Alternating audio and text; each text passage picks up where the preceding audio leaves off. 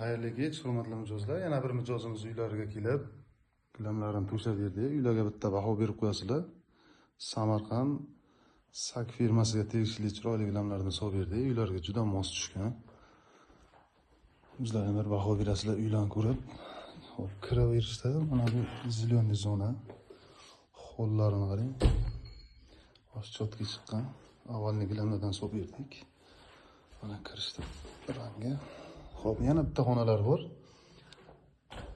Samarqand Sak firmasidan chiroyli gilamlarni qilib berdik. Uylarga juda mos tushdi.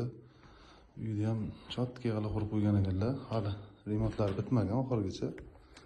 Xo'p, sizni endi ikkinchi etajga taklif qilamiz. Zinadan chiqamiz.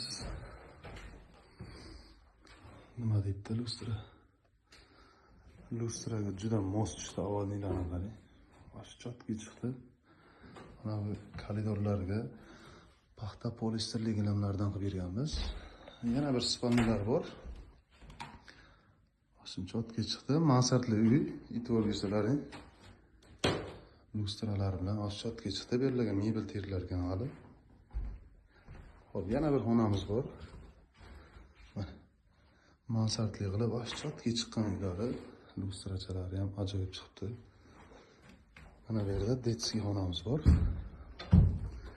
Detskiy xonaga bir baho berasizlar. Chotga chiqdi, lustralar bilan juda mos tushgan. Mana bu lekin vaqti chotga tushdi uylarga. Xo'p, bunaqa bir-biridan ajoyib turdagi gilamlar kerak bo'lsa, 3-8 ga murojaat qilinglar. Sizlarga ham bir dona pasport yozga qilib beramiz. Bizani kuzatishda davom etinglar. Sog' bo'linglar.